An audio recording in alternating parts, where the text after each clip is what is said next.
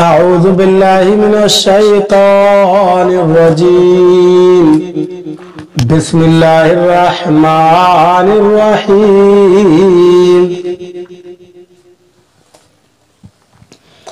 كانوا لا يتناهون عن منكر فعلوه لبئس ما كانوا يفعلون۔ ترجمہ کنزُل ایمان۔ اللہ کے نام سے شروع جو نہایت مہربان رحم والا۔ جو بری بات کرتے آپس میں ایک دوسرے کو نہ روکتے، ضرور بہت ہی برے کام کرتے تھے۔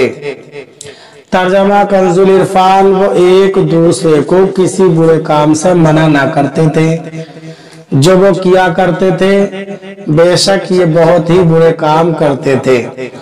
کانوا لا یتناہون عن منکر، وہ ایک دوسرے کو کسی برے کام سے منع نہ کرتے تھے۔ یہودیوں کی ایک سرکشی یہ تھی کہ انہوں نے برائی ہوتی دیکھ کر ایک دوسرے کو اس سے منع کرنا چھوڑ دیا تھا۔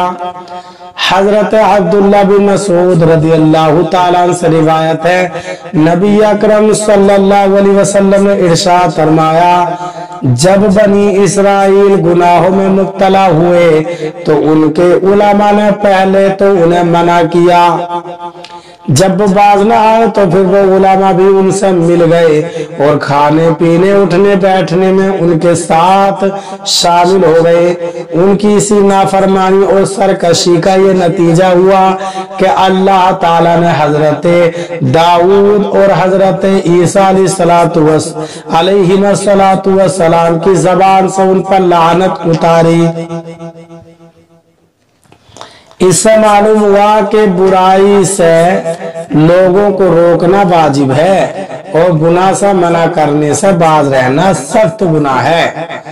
اس سے ان علماء کو اور بطور خاص ان پیروں کو اپنے طرز عمل پر غور کرنے کی حاجت ہے کہ جو اپنے ماننے والوں میں یا مریدین و معتقدین میں اعلانیہ گناہ ہوتے دیکھ کر اور یہ جانتے ہوئے بھی کہ میرے منع کرنے سے لوگ گناہ سے باز آ جائیں گے، پھر بھی یا شیخ اپنی دیکھ کا نعرہ لگاتے نظر آتے ہیں۔ حضرت ابراہیم بن عبد الرحمن رضی اللہ تعالیٰ عنہ سے روایت ہے، نبی اکرم صلی اللہ علیہ وسلم نے ارشاد فرمایا، اس علم کا ہر پچھلی جماعت میں سے پرہیزگار لوگ اٹھاتے رہیں گے اور غلب کرنے والوں کی تحریف ہیں، اہل باطل کے جھوٹے دعووں اور جاہلوں کی غلط تعویل و تشریح کو دین سے دور کرتے رہیں گے۔ مفتی احمد یار خان نعیمی رحمت اللہ تعالی علیہ فرماتے ہیں، اس میں غیبی بشارت ہے کہ تا قیامت میرے دین میں علماء خیر پیدا ہوتے رہیں گے جو علم دین کو پڑھتے پڑھاتے اور تبلیغ کرتے رہیں گے۔ خیال رہے کہ گزشتہ صالحین کو سلف اور پچھلوں کو خلف کہا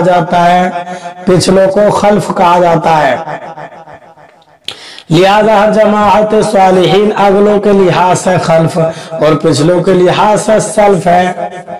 حدیث پاک کی شرح کرتے ہوئے فرماتے ہیں، یعنی مسلمانوں میں بعض جاہل علماء کی شکل میں نمودار ہو کر قرآن و حدیث کی غلط تعویلیں اور معنوی تحریفیں کر دیں گے۔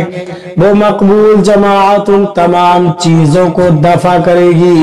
الحمدللہ آج تک ایسا ہو رہا ہے اور آئندہ بھی ایسا ہوگا۔ دیکھ لو علماء دین کی سرپرستی نہ حکومت کرتی ہے نہ قوم، لیکن پھر بھی یہ جماعت پیدا ہو رہی ہے اور خدمت دین برابر کر رہی ہے۔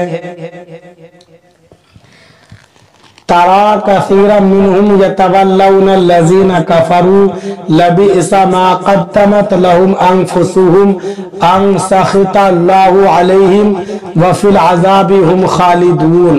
ترجمہ کنزُل ایمان۔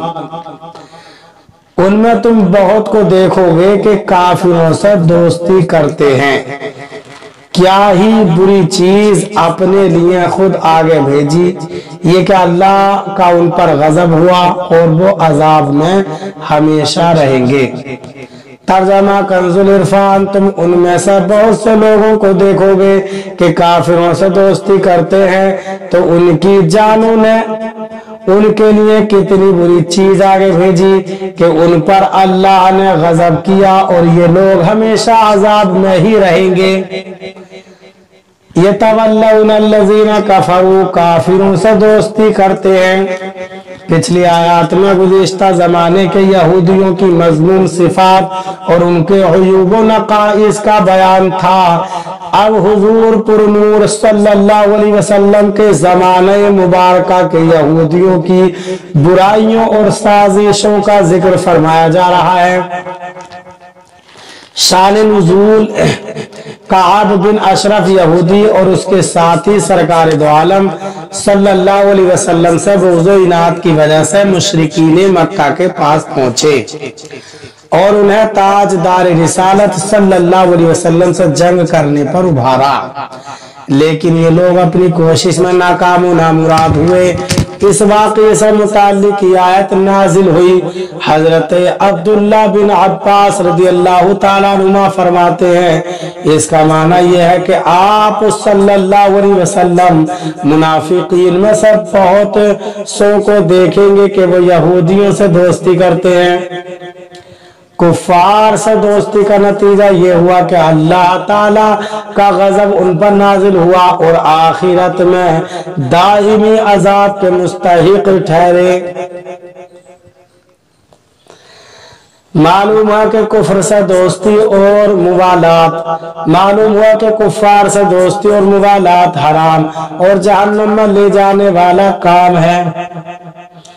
यह आयत मुबारका उन मुसलमानों के लिए ताज़ियाना इबरत है कि जो कुफार की मुसलमानों से खुली दुश्मनी अपनी रोशन आंखों से देखने के बावजूद सिर्फ अपने मनसब की बका की खातिर उनकी तरफ दोस्ती का हाथ बढ़ाते, उनके हाँ में हाँ मिलाते और उनकी नाराजगी से खौफ खाते हैं। अल्लाह ताला समझ की तौफीक अता फरमाए, आमीन। अल्लाह ताला हमें कुरान पाक पर सही माना में अमल करने की तौफीक